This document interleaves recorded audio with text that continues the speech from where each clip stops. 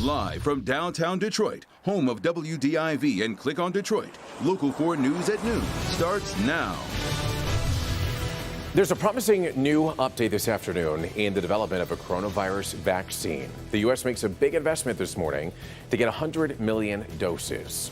And it's gloomy outside right now. The question is, will these clouds bring us some rain this afternoon? Meteorologist Brandon Root joins us live in just a little bit to track the conditions for us.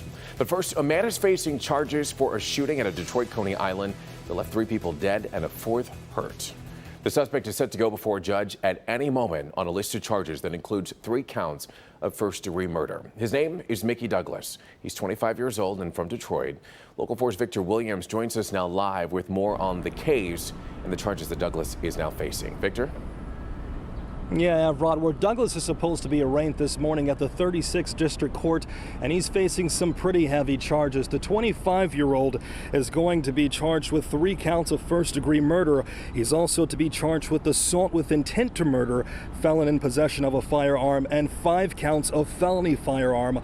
All this after he's accused of being the gunman in the shooting that took place at Eagles Coney Island on the west side, leaving 3 dead: 34-year-old Brian Jackson, 24-year-old Carnell Watts, and 20-year-old Courtney Willis, all identified as the victims. Another man who has not been identified is still in the hospital. Now, we're sure you guys remember that shocking surveillance video of the tragic situation playing out. But coming up tonight at 5, I'll be showing you guys more of what happened inside the courtroom. Reporting live downtown, Victor Williams, Local 4. All righty, Victor, thank you. Meanwhile, Detroit police have released new video in hopes of catching 2 men who were wanted in a triple shooting at a gas station.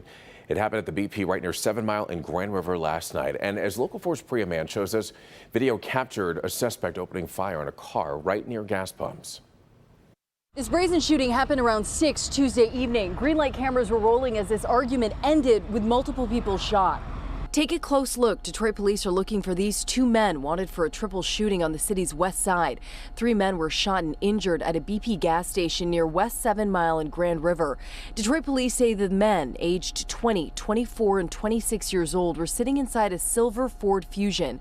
There was an argument between the men and the 2 suspects police are looking for. At one point, police say one of the suspects pulled out a gun and opened fire repeatedly into the vehicle, hitting all 3 men. After the shooting, the 2 suspects got into a silver Kia minivan and drove off. Here's who police are looking for. The shooter wasn't wearing a shirt and had on blue jeans and a white belt and dark shoes. The driver of the Kia was wearing a white baseball cap, white t-shirt, dark shorts, and dark shoes. Police say the 24-year-old man was listed in critical condition and the other 2 men are in stable condition. Anyone with information is asked to call Detroit police, or you can remain anonymous by calling Crime Stoppers. On the west side, I'm Priya Mann, Local 4. Priya, thank you. A barricaded gunman situation is underway after deadly shooting on Detroit's west side. It's happening on Dexter Avenue, right near Livernois and the Lodge Freeway, and that victim was found this morning inside of a Jeep SUV after it had crashed into a home. Police did take 1 suspect into custody for questioning. A 2nd suspect is still barricaded inside of a home. Of course, we'll keep you updated on this situation as it develops.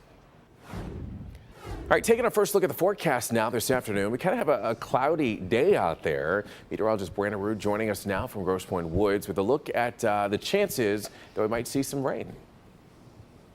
Well, we're lucky we have the clouds out here for now because the humidity is up. The breeze and the cloud cover keeping the oppressive humidity and feel away, but an isolated shower or 2 cannot be ruled out later. We need to bubble up and warm up the atmosphere a little bit for that to happen. And without the sun, not going to be a struggle. 78 degrees at Metro Airport right now, 78 Ann Arbor as well, 77 in Pontiac. Southwest winds are starting to pick up a little bit. That's the conveyor belt of warmer and muggy air coming up from the southwest. So your heat index is about 2 to 3 degrees warmer than the actual air temperature. So we'll see low to middle 80s later this afternoon. May not bust out through these clouds and into the sun until later in the afternoon. And I would say after 2 or 3 o'clock, Evrod, maybe an isolated shower chance today. It's more just muggy, damp, feeling, and we'll look at when we get back into some real good sunshine and the weekend forecast ahead. All righty, Brandon will be checking in with you shortly. Thank you very much. We do want to keep you updated on the coronavirus fight here in our country and this big vaccine development from earlier this morning. The U.S. is now ordering doses of a potential vaccine being developed by Pfizer. The U.S. is going to be paying nearly $2 billion for 100 million doses. Pfizer has received regulatory approval for a potential vaccine that has yet to start big clinical trials in humans. The U.S. government can also get an additional 500 million doses. Pfizer says the first of 4 experimental vaccines showed encouraging results in early testing. The drug makers aim to start a larger study a little bit later this month. Protesters were back out again this morning at a school bus yard here in Detroit. They say students should not have in-person summer school because of the coronavirus. And yesterday, a judge even ruled that all students must be tested for in-person summer school to continue. District officials say that students will be tested by Sunday, and if parents refuse to have their child tested, the student has to stay at home. The district has also agreed to test all teachers, and bus drivers, as well as the students. Meanwhile, there's a fight brewing in Washington among Senate Republicans over another round of coronavirus aid. Democrats are pointing to an already passed plan that has sat shelved since May. And as Tracy Potts reports, the debate over relief comes as the CDC says the actual number of COVID cases could be 10 times higher than those reported in some parts of the country. While lawmakers try to hash out this coronavirus relief, President Trump took the stage for the first time before cameras in a coronavirus briefing, first time in a few months, and he surprised a lot of people by urging Americans to cover their face. President Trump back in the daily briefing with a new message on masks. If you can, use the mask. When you can, use the mask. And grim predictions about COVID-19. It will probably, unfortunately, get worse before it gets better. The CDC now believes cases in some areas could be 10 times higher than reported. Patients with no symptoms spreading the virus. That number being much higher means the death rate is a lot lower. And the $1 trillion Republicans want to fix the economy? It's fiscally irresponsible, and they should be ashamed of themselves. He's a Republican against borrowing money. People need to feed their families. People need to pay the rent. We got a lot of work to do to get something passed by the end of next week. Differences over money and how the virus spreads. Clearly, it is the Trump virus. As America breaks another record for the first time this month, more than 1,000 deaths in a day. And there's a new concern, coronavirus in the military, with 20,000 reports of people infected and the rates tripling in the last 6 weeks.